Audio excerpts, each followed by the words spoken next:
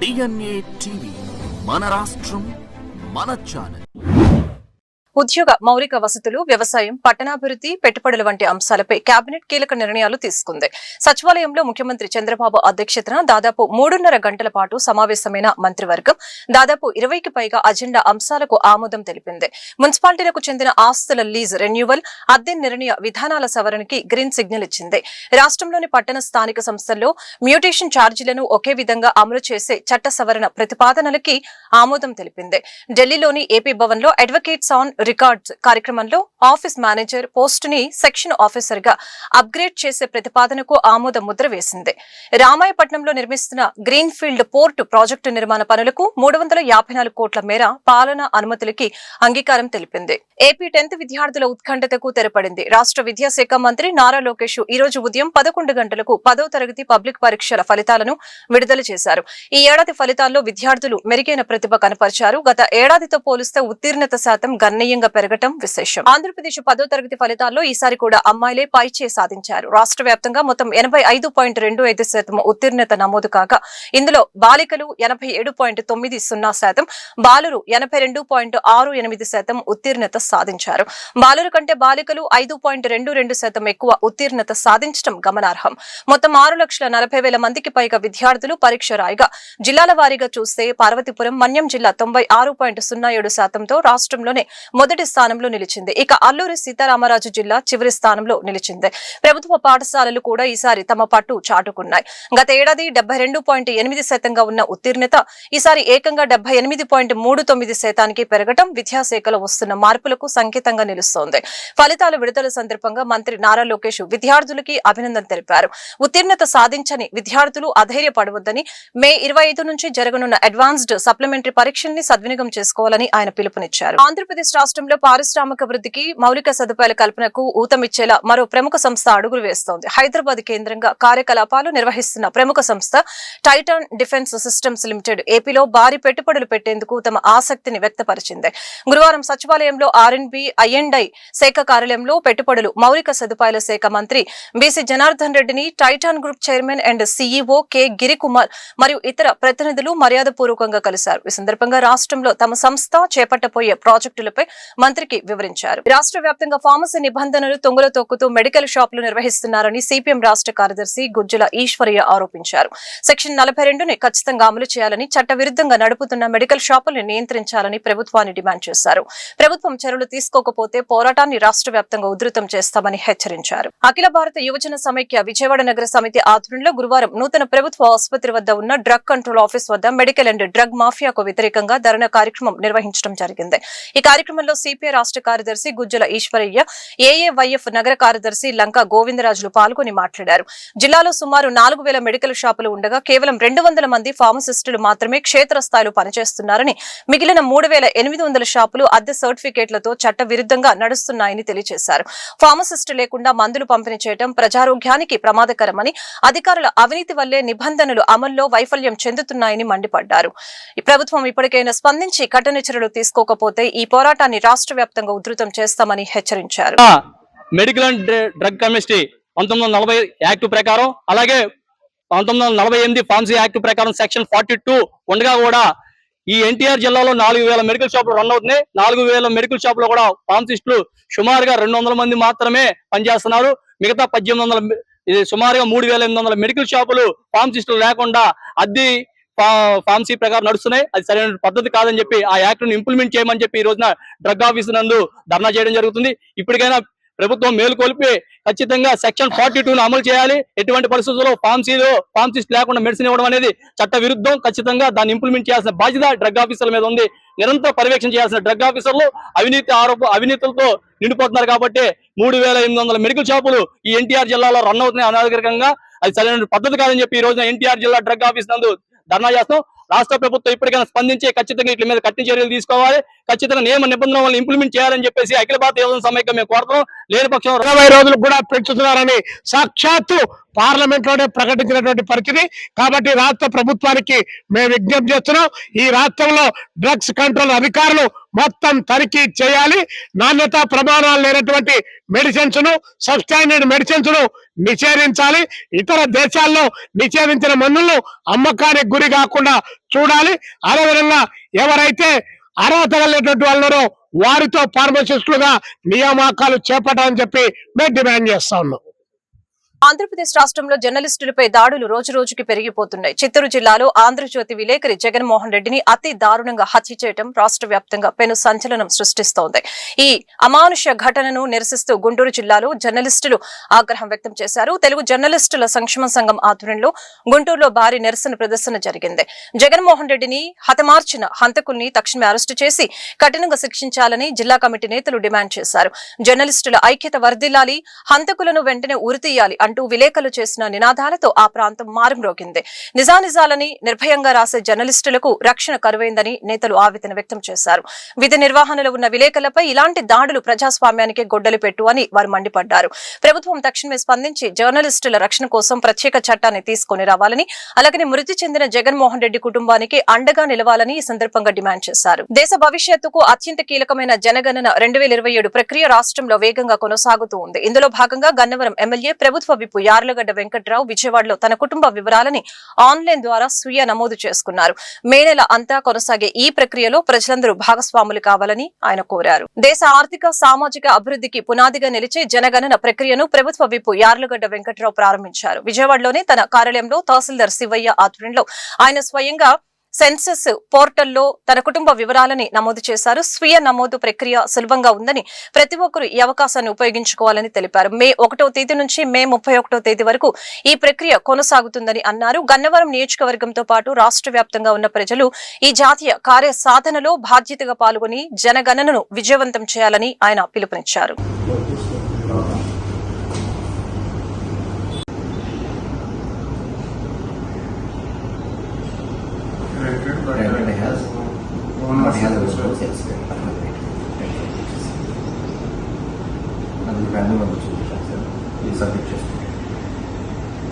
వచ్చేసరికి rental house but have own number of building rooms వచ్చేసరికి 3 bedrooms ఉండాలి sir. Number of marriage couples వచ్చేసరికి ఒక couple marriage main source of drinking water వచ్చేసరికి tap నుంచి water వస్తుందని పెట్టాం sir. Availability of drinking water వచ్చేసరికి విత్ ఇన్ ప్రిమ్స్ లోపలికే నీళ్ళు వస్తాయని పెట్టాము. కరెంట్ వచ్చేసరికి ఎలక్ట్రిసిటీ కనెక్షన్ ఉందని చెప్పాము. లెట్రిన్ ఉంది, బాత్రూమ్ ఉంది, నెక్స్ట్ వేస్ట్ వాటర్ బయటకు పోయేదానికి ఉంది, అలాగే వాకింగ్ ఫెసిలిటీ కూడా. గన్నవరం ప్రజలందరికీ నమస్కారం. మే 1 నుంచి మే 31 వరకు సెన్సస్ నోట్ చేయడానికి, జనగణన చేయడానికి అధికారులు అందరూ మీ వద్దకు వస్తారు. వచ్చినప్పుడు సహకరించి ఈ మంత్లో అన్ని కంప్లీట్ చేయాల్సిందిగా విజ్ఞప్తి చేస్తున్నాం. Thank you. రాష్ట్ర ప్రభుత్వం అనుసరిస్తున్న విధానాలపై సిపిఎం రాష్ట్ర కార్యదర్శి వి శ్రీనివాసరావు ఆరోపణలు చేశారు. యువతను భ్రమంలో ఉంచుతూ చంద్రబాబు, లోకేష్ లు అబద్దపు మాటలు చెబుతున్నారని, విశాఖలో ఏర్పాటు చేస్తున్నది గూగుల్ డేటా సెంటర్ కాదని, అది కేవలం ఒక భవనం మాత్రమేనని ఆరోపించారు. ఈ నిర్మాణం కోసం పర్యావరణ చట్టాలను ఉల్లంఘించి ఏ కేటగిరీ నుంచి బి కేటగిరీకి మార్చి అనుమతులు ఇచ్చేశారని మండిపడ్డారు. దీనివల్ల విశాఖలో ఉష్ణోగ్రతలు 1 డిగ్రీ వరకు పెరిగే ప్రమాదం ఉందని హెచ్చరించారు. 1.20 లక్షల కోట్ల పెట్టుబడికి కేవలం 3000 ఉద్యోగాలు మాత్రమే వస్తాయని, ఆదాని నిర్వహణలో ఉండే ఈ ప్రాజెక్టు కోసం ప్రభుత్వం 22,000 కోట్ల సబ్సిడీ ఇస్తుందని పేర్కొన్నారు. సింహాచలం పరిధిలోని 160 ఎకరాల భూములను స్థానిక పేదలకు ఇవ్వకుండా ఆదానికి కట్టపెడుతున్నారని, దీనిపై మే 3న ఆందోళన నిర్వహిస్తామని వెల్లడించారు. ప్రజల వ్యక్తిగత డేటాను అమెరికా కంపెనీల చేతుల్లో పెట్టి భద్రతను పనంగా పెడుతున్నారని ఆందోళన వ్యక్తం చేశారు. చమురు కంపెనీల లబ్ధి కోసం పెట్రోల్, డీజిల్ కృత్రిమ కొరత సృష్టించారని, కేజీ బేసిన్ వాటా తీసుకుంటే ప్రజలకు ఇబ్బందులు ఉండేవని సూచించారు. ఆకివీడులో ఆలయ నిర్మాణం కూల్చివేత దారుణమని, ప్రభుత్వం స్పందించి ఆలయాన్ని నిర్మించి ఇవ్వాలని డిమాండ్ చేశారు. మొన్న విశాఖపట్నంలో గూగుల్ శంకుస్థాపన జరిగింది. ఈ శంకుస్థాపన సందర్భంలో చంద్రబాబు నాయుడు గారు, కేంద్ర మంత్రులు వీళ్ళు చెప్పినటువంటి మాటలు చూస్తే ఎంత అతిశయోక్తులు, వాస్తవ విరుద్ధంగా ఎన్ని అతిశయోక్తులు చెబుతున్నారు. ముఖ్యంగా యూత్ని నమ్మించడానికి, భ్రమల్లో పెట్టడానికి, లేనటువంటివి అర్ధసత్యాలు కూడా ఉన్నాయి లేని కల్పించి ఒక భ్రమలు పెట్టడానికి ప్రయత్నం జరుగుతున్నట్టు స్పష్టంగా కనిపిస్తున్నది. దీంట్లో 2-3 విషయాలు ఉన్నాయి. ఇది డేటా సెంటర్, ఐటీ కాదు. డేటా సెంటర్ అయినప్పుడు పెద్ద ఎత్తున పెద్ద కంప్యూటర్లు సర్వర్లు ఉంటాయి. గతంలో ఈ సర్వర్లన్నింటినీ సముద్రంలో నిలబెట్టేవాళ్ళు, ఖర్చు తక్కువ ఉండేది. ఇప్పుడు సముద్రం నుంచి బయటికి తీసుకొస్తున్నారు. అంటే అత్యధికంగా విద్యుత్ అవసరం అవుతుంది, అత్యధికంగా నీళ్లు అవసరం అవుతాయి. పర్యావరణం మన విశాఖపట్నంలో ఇప్పుడున్నటువంటి వేడి మీద 1% పర్యావరణం పెరుగుతుంది అని స్పష్టంగా ఆంధ్ర యూనివర్సిటీ మేధావులు కూడా, వాళ్ళ డిపార్ట్మెంట్ వాళ్ళు కూడా స్పష్టంగా చెప్పారు క్యాలిక్యులేట్ చేసి. కానీ అత్యంత విషాదకరమైన విషయం ఏంటంటే, ఇంత పెద్ద ఒక టెట్టాబైట్ అంటే దాదాపు 2000 మెగావాట్ల కరెంటు అవసరమైనటువంటి డేటాబేస్ పెడుతూ అక్కడ ఎటువంటి పర్యావరణ సమస్య లేవనెత్తదు, దాని అసలు సమస్య రాదు అని చెప్పిన ఆగమేఘాల మీద 10 రోజుల్లో పర్యావరణ అనుమతులే ఇచ్చేశారు.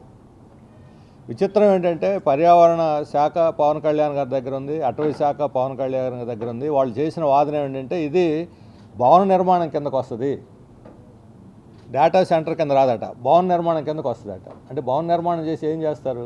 మనం ఇళ్ళు కట్టుకుంటాం, ఇళ్ళు కట్టుకున్న వాళ్ళు ప్లానింగ్ కమిషన్ అనుమతి తీసుకుంటారు, కానీ మున్సిపాలిటీలో ఎన్విరాన్మెంట్ వాళ్ళు పర్మిషన్ తీసుకోం.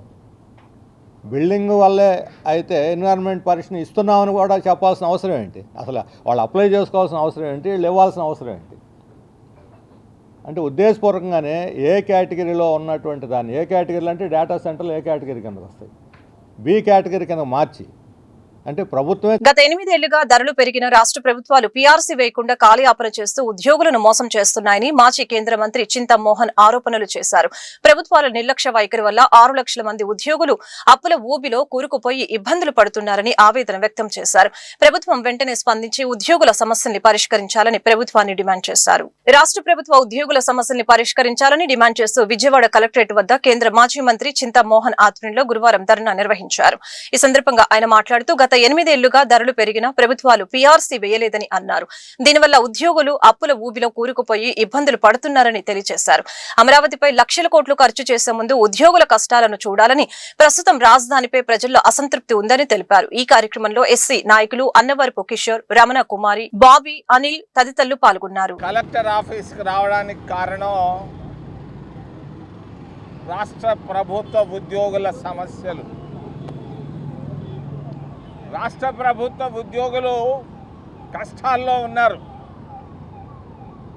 రాష్ట్ర ప్రభుత్వ ఉద్యోగస్తులు అప్పుల్లో ఉన్నారు. రాష్ట్ర ప్రభుత్వ ఉద్యోగస్తులు 6 లక్షల మంది 3 రూపాయలు వడ్డీకి తీసుకొచ్చి బిడ్డలను చదివించుకుంటున్నారు. ఇచ్చేటువంటి జీతాలు చాలటం లేదు. ధరలు బాగా పెరిగిపోయినాయి. గత 8 సంవత్సరాల్లో 5 సంవత్సరాలకు ఒక్కసారి పీఆర్సీ వేయాలి, పే రివిజన్ కమిషన్. గత 2 రాష్ట్ర ప్రభుత్వాలు పీఆర్సీని వేయకుండా కాలయాపన చేస్తూ పోతున్నాయి.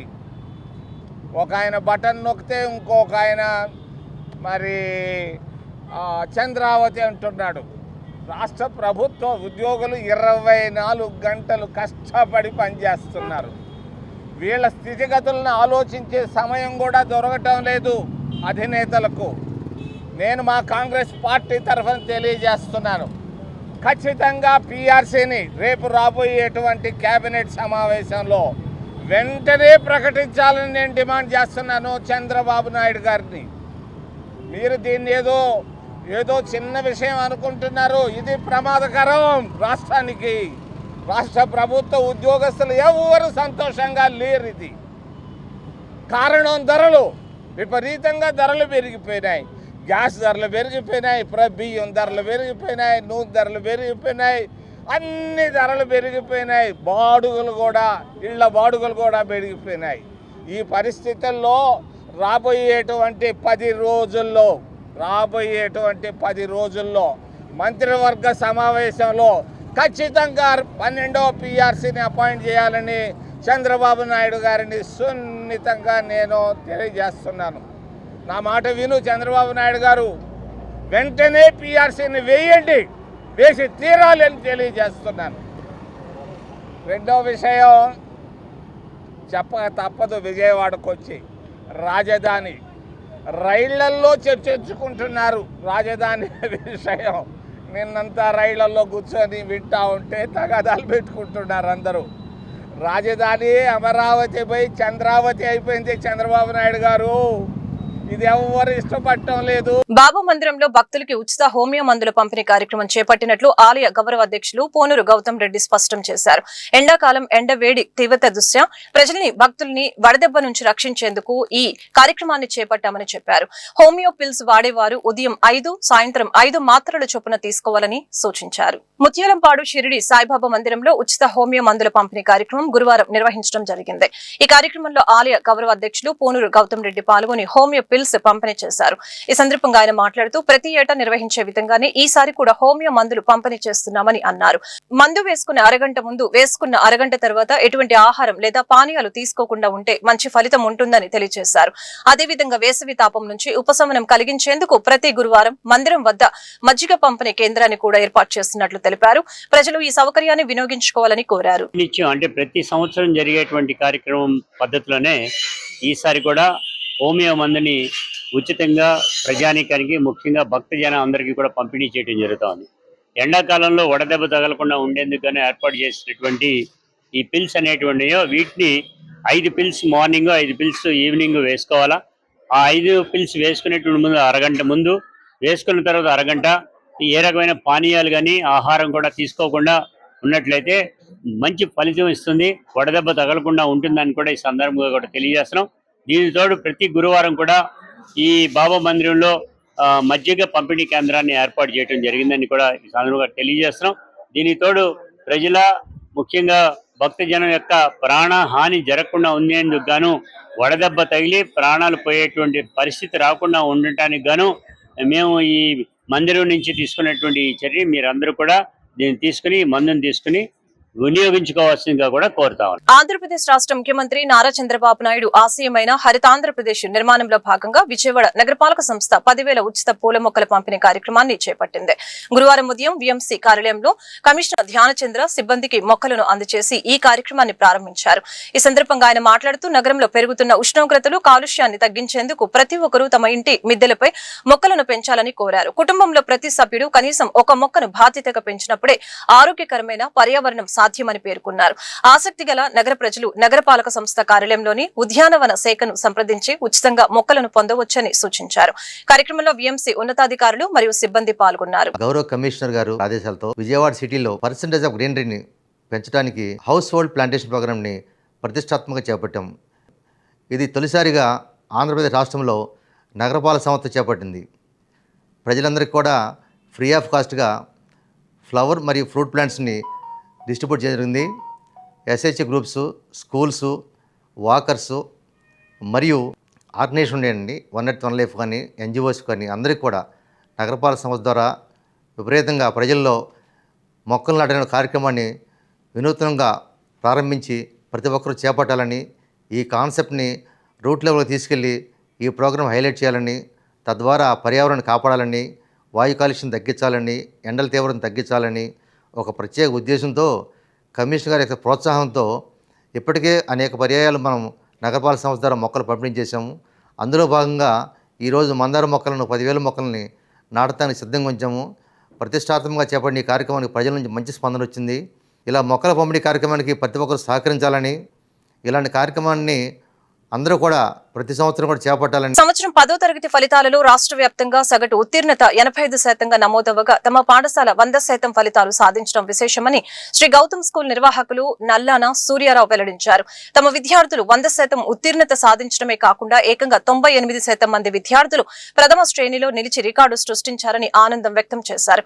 ముందు ముందు మరిన్ని అద్భుత విజయాలు సాధిస్తామని తెలిపారు. 10వ తరగతి ఫలితాలు శ్రీ గౌతమ్ విద్యా సంస్థల విజయకేతనం ఎగురవేసింది. 100% ఉత్తీర్ణతతో 98% ప్రథమ శ్రేణి ఫలితాలు సాధించి అద్భుత విజయాలు సాధించింది. ఈ నేపథ్యంలో గురువారం స్కూల్ నిర్వాహకులు నల్లన సూర్యరావు ఆధ్వర్యంలో ఘనంగా వేడుకలు జరిగాయి. బాణసంచ పేల్చి సంబరాలు చేసుకున్నారు. అత్యధిక మార్కులు సాధించిన విద్యార్థులకు స్వీట్లు పంపిణీ చేశారు. ఈ సందర్భంగా నల్లాన సూర్యరావు మాట్లాడుతూ 10వ తరగతి ఫలితాల్లో శ్రీ గౌతమ్ విద్యా సంస్థల విద్యార్థులు అద్భుత ప్రతిభ కనపరిచి విజయ దుందుబి మోగించారని తెలిపారు. తమ విద్యార్థి శివకార్తిక్ 600 మార్కులకు గాను 581 మార్కులు సాధించి పాఠశాల టాపర్ గా నిలిచారని, మరో విద్యార్థి 574 మార్కులతో ద్వితీయ టాపర్ గా నిలవగా అఖిల్ మహాలక్ష్మి 570 మార్కులతో ఉత్తమ ప్రతిభ కనపరిచారని అన్నారు. ప్రణాళికాబద్ధమైన బోధనే విజయానికి కారణమని తెలిపారు. అద్భుతమైన ఫలితాలు సాధించడానికి కృషి చేసిన విద్యార్థులకు, ఉపాధ్యాయులకు, తల్లిదండ్రులకు ధన్యవాదాలు తెలిపారు. చదువుతో పాటు పలు కాంపిటీషన్ లో కూడా తమ స్కూల్ విద్యార్థులు అత్యధిక ప్రతిభ కనపరుస్తున్నారని చెప్పారు. రాకేష్ పబ్లిక్ స్కూల్ విద్యార్థులు అద్భుత ప్రతిభ కనపరిచి అఖండ విజయాన్ని సాధించారని స్కూల్ నిర్వాహకులు ఎన్వి రావు ఆనందం వ్యక్తం చేశారు. ముఖ్యంగా పేద కుటుంబాలకు చెందిన విద్యార్థులు ఈ ఫలితాల్లో సత్తా చాటడం విశేషమని పేర్కొన్నారు. ఉపాధ్యాయుల కృషి, విద్యార్థుల పట్టుదల వల్లే ఈ ఫలితాలు సాధ్యమయ్యాయని స్పష్టం చేశారు. 10 ఫలితాల్లో కేఎల్ రావు నగర్, సిండికేట్ బ్యాంకు కాలనీలో రాకేష్ పబ్లిక్ స్కూల్ విద్యార్థులు అత్యంత ప్రతిభ కనపరిచారు. ఈ సందర్భంగా గురువారం స్కూల్ వద్ద విజయోత్సవం నిర్వహించారు. బాణసంచ పేల్చి ఆనందాన్ని పంచుకున్నారు. ఈ సందర్భంగా స్కూల్ నిర్వాహకులు ఎన్వి రావు మాట్లాడుతూ స్లమ్ ఏరియాలో ఉన్న ఈ పాఠశాలలో చాలా తక్కువ ఫీజుతో అన్ని రకాల ల్యాబ్ సౌకర్యాలతో నాణ్యమైన విద్యను అందిస్తున్నామని తెలియజేశారు.